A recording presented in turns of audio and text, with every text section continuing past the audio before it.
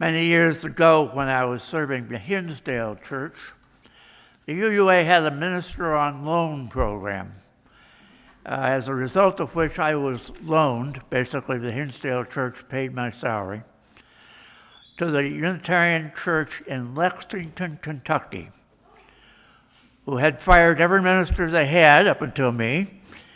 And the point of sending me down there for 6 weeks was to see if they could live with somebody who the UUA considered to be a fairly good minister.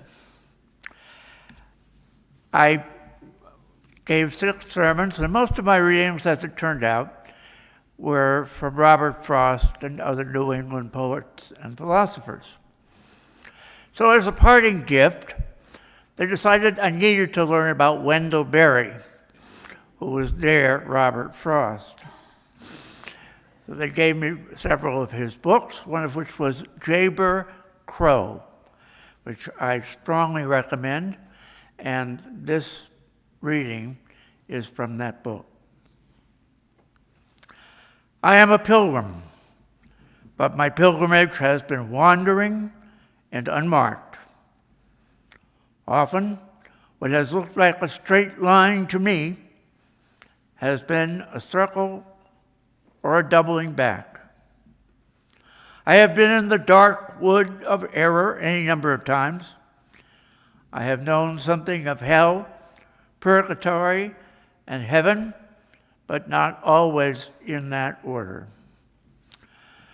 The names of many snares and dangers have been made known to me, but I have seen them only in looking back. Often I have not known where I was going until I was already there. I have had my share of desires and goals, but my life has come to me, or I have gone to it, mainly by way of mistakes and surprises. Often I have received better than I thought I deserved. Often my fairest hopes have rested on bad mistakes. I am an ignorant pilgrim crossing a dark valley, and yet, for a long time, looking back, I have been unable to shake off the feeling that I have been led. Make of that what you will. That concludes the reading, which comes from Wendell Berry's book, Jayber Crow.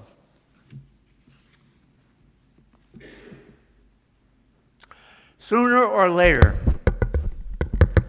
most of us will go on a wilderness journey. The journey I have in mind does not take us into the national park system. I'm not suggesting the White Mountains. We will need to bring along bug dope, a flashlight, a sleeping bag, or a water filter. And the only beast we will encounter will be those created by our own fears. These will be the wild beasts that populate the wilderness of everyone's imagination, the internal beasts that puzzle and frighten everyone. Well, why would anyone take such a journey? Frankly, I'd rather stay home.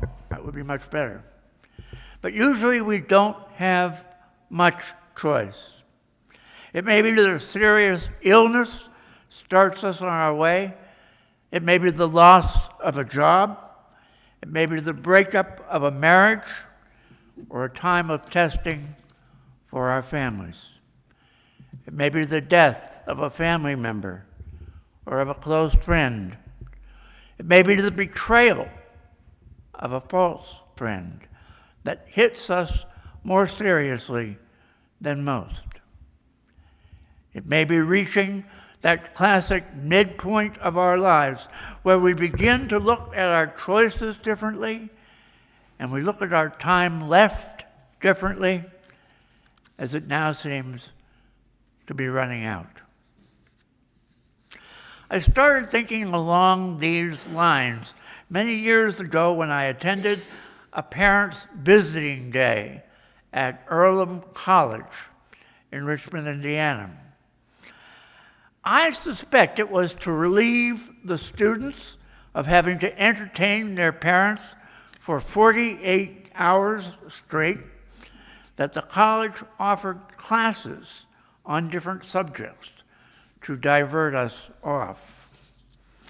Now, I attended a class that turned out to be on Dante's Inferno. In other words, it was about Dante's imaginary trip through hell. As I looked around me as the professor was speaking, I realized that most of us parents were about the same age. And then what he was saying and what I was seeing hit me in explaining the text and drawing us into conversation. He was talking about our midlife crisis. This 14th century classic, Dante's Inferno, begins with the words midway on life's journey. And he was about middle-aged at that point. I found myself in the dark woods, the right road lost. When he wrote the Inferno, he was actually at that point in his life. The betrayal of false friends and colleagues, who we later encounter in his poem about hell, had caused him to question everything he had once believed. He imagined that he was chased down a vast hole by wild beasts that threatened to tear him limb for limb. He passes beyond a sign reading, "Abandon all hope, ye who enter here." And then he knows he has reached the outer suburbs of hell. This is his wilderness journey. Descending into this hellish pit, he finds that the trail winds downward like a canyon in the shape of a corkscrew. The upper, less severe circles of the canyon are populated largely by people whose prevailing sin has been only that they sometimes lost self-control. They acted hastily. They acted without thinking, like us, much of the time. But they had a chance to change their ultimate fate. In lower circles are the folks who responded too often out of anger. They were known for their anger. They were even proud of it. Lower still were those sins that were more calculated than passionate. The sins of cheats and thieves, seducers and liars. Lowest and worst of all were those whose sins involved carefully winning the deepest trust of other people and then betraying those people. The temperature in Dante's hell drops dramatically when it houses people with a diminished capacity for caring. At the lowest level, then, are those who have killed in themselves all love for others. Their souls are encased in ice. Well, our own journeys begin with anger or rejection sometimes. They touch on deception. They toy with indifference. We cycle through resentment and sadness because we're not happy to be in this wilderness. We are sure we shouldn't have to be in this place. And partly in response to those unpleasant feelings, we cycle through temptations to deceive, to fool other people, or through even greater temptations to deceive ourselves. And it is at that final level where indifference or disguise or self-deception become so easy, so second to our nature, that if we are lucky, before we reached it, we turned away and headed back slowly toward the light. Dante's classic Descent into and Escape from Hell has often been read as a Christian allegory, but it can also be read as the story of the psyche or the soul or the self struggling to survive in a world that is both devious and beautiful, and in which we can be tempted both by deviousness and by beauty.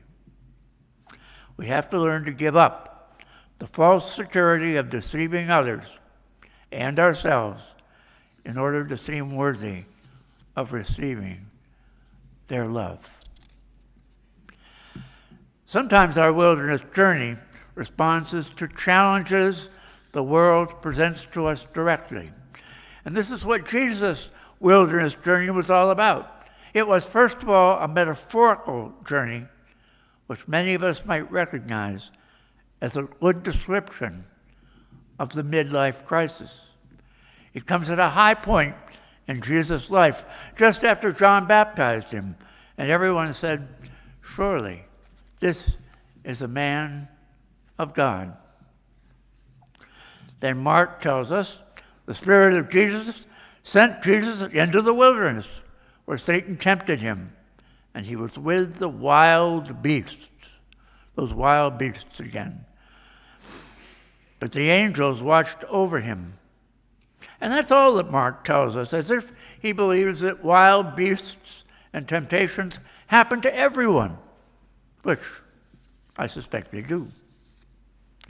Mark and Luke tell us the fuller story, and reading between the lines, suddenly we know what has happened to us also in its own way. The first time Satan appears to Jesus in the wilderness, he says, "If you are the Son of God, command this stone to become bread." But the temptation is not to do a magic trick by turning stone into bread. The emphasis was on the word if. If as in, if you are the Son of God, then prove it to us. Sooner or later, we have to put away the idea that we need to prove ourselves to a crowd of real or imagined observers. And that's one of the great challenges of growing up. As young men and women, we often imagine that we were playing to a crowd of people who were relentlessly critical of our performance. And who knows if there was a crowd of observers, and who knows if they were really that critical or critical at all. Once when I was a young minister, I think in fact I was the minister of this parish, an older colleague said to me, "It may be of some comfort to you to know that the vast majority of your parishioners probably do not think of you at all during the week." It was a tremendous comfort. And I thank you for not thinking of me during the week. Nevertheless, believing that we do play to a crowd of critics, we want to please them. We want to say, what will it take? What do I have to do to win your approval? When do I get to hear your applause? And it's the wrong question, because the only real applause or assurance we can expect must come either from within ourselves or from God, who already knows and loves us as we are. The first temptation that Jesus resisted was a temptation to allow himself to be defined by his need for approval. Satan's next temptation was, "I will give you all of the power and the glory that you want if you will fall down and worship me." The imaginary audience does not applaud, but keeps on laying down new conditions that must be met before their approval will be gained. Just do this one thing more. Just climb a little higher on that ladder. The power and the glory you receive will be our applause. And Jesus declines this opportunity as well, because he knows that even the highest recognition that the world can give us, be it political or economic or religious, will not offer us the ultimate assurances we want that our lives are actually very important. Real assurance and real peace must come from within. The third temptation, Satan again poses the great if. If you are who you say you are, which we're not so sure about, but if you are who you say you are, jump down from this high place and float over the valley below. Perhaps this is the temptation to believe that nothing really matters. Nothing really matters but our own pleasure. If you can't win politically, if people don't appreciate you as much as you think they should, why not just live for yourself? Why not live only to make yourself happy? And this is a tough one. This is where we say, oh, the heck with it. If you can't fight City Hall because nobody cares, why keep beating your head against the walls or trying to rouse troops that won't even make an effort to save themselves? This is the temptation that forces us to decide if we want to live by ends and goals that are beyond our self-interest. Do we want to live as a stream flowing into and feeding other lives? Or do we want to live only as a quaking bog?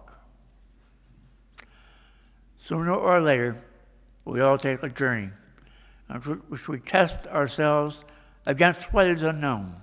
And if taking this journey sounds all very brave and daring, let me assure you that no one actually wants to go. No one really is ready for it. Moses ran away from his troubles and found an uncomplicated life in a far-off land, caring for his father-in-law's sheep. Suddenly, a burning bush flared up beside him and told him to return to Egypt and take his people out of slavery. Moses didn't want to do that. He had found ways to be at least happy most of the time, and winning freedom for others was not high on his list of priorities. And when God said to him, "Look, I'm giving you a chance to grow up," Moses responded, "Well, I don't know that I want to grow up. It's too hard."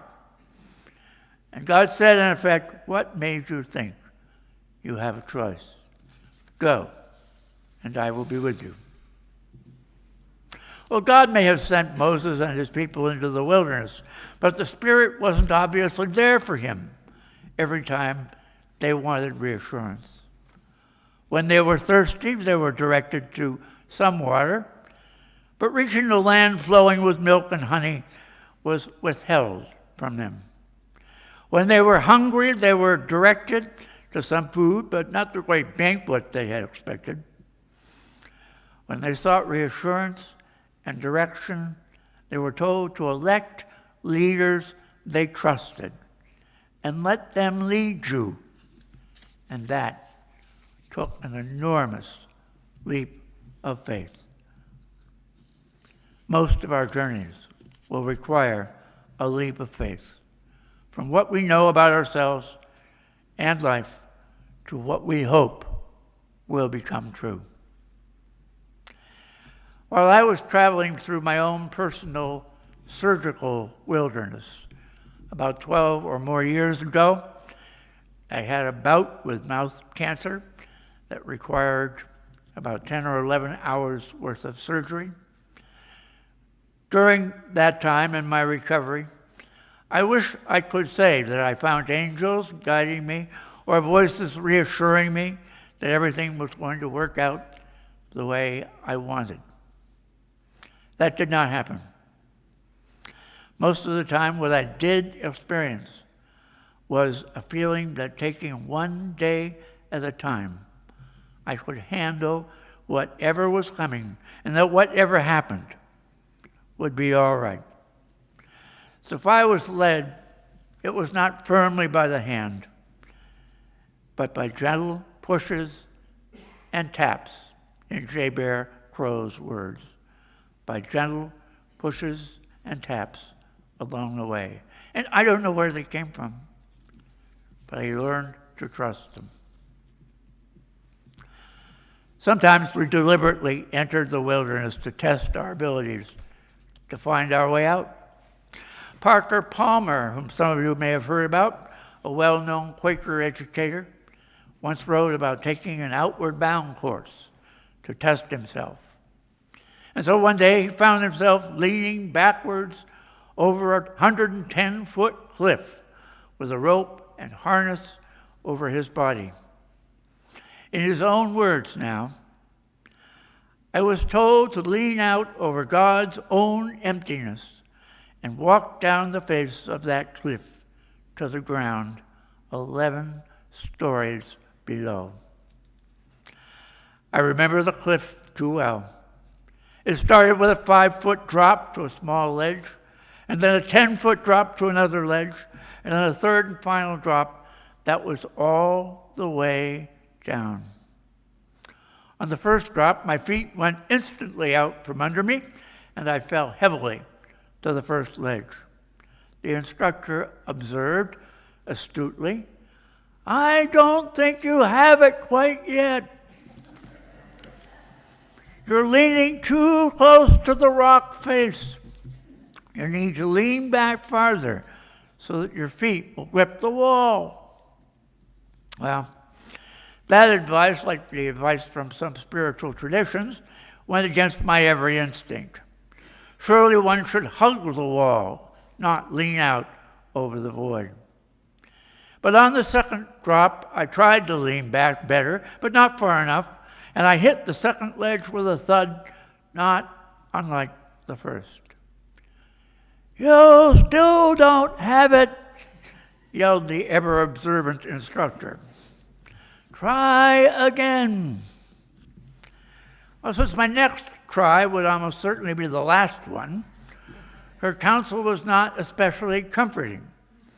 But try I did, and much to my amazement, I found myself moving down the rock wall. Step by step, I made my way with growing confidence until halfway down, I suddenly realized I was heading toward a very large hole in the rock.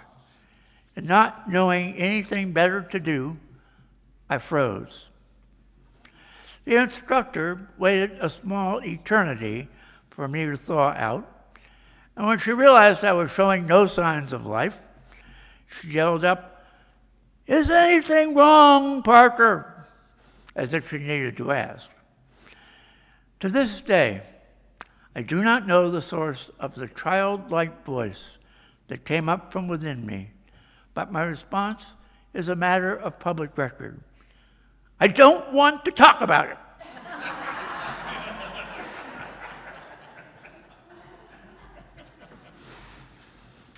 The instructor yelled back, "Then I think it's time you learned the outward bound motto." Wonderful, I thought. I'm about to die, and she is feeding me bromides. But then she spoke words I have never forgotten. Words so true, they empowered me to negotiate the rest of the cliff without incident. They were, "If you can't get out of it, get into it." Now, perhaps the wilderness journey that all of us must take is a test. And the question the test asks us is, can you trust yourself as you are? Can you trust the life you have been given and the resources you've been given to make life work for you and for others? Can you trust your ability to prevail over all that misleads and discourages and sometimes defeats us? It's a good question for all of us to consider. I have been lost several times in an actual wilderness, and this time I do mean trees and bushes, rocks, mud, thickets, thorns, and no trail. Several times. I know that getting lost makes us feel stupid, and then scared, and sometimes close to panic. And then we must settle down to realize we can't completely get out of it. We have to breathe deeply, think about our next steps, and get into it, and hope that we are led by gentle pushes and taps along the way. Will you join me in a moment of silence?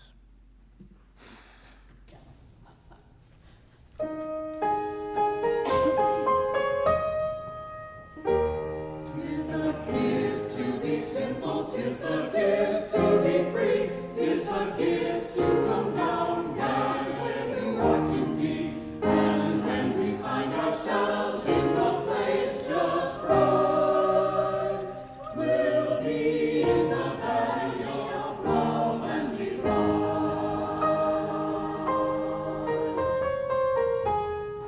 Where true simplicity is gained, to bow and to bend.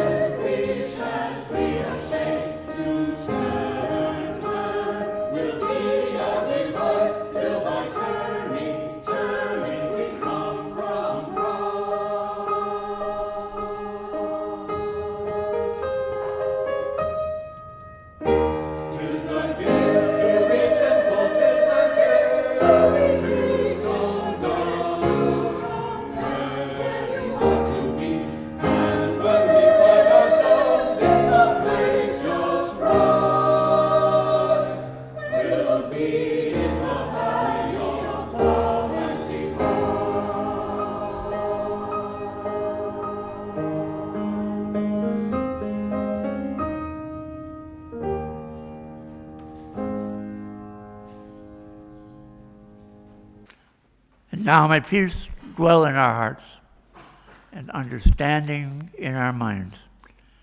May courage strengthen our will and the love of truth forever guide us. Amen.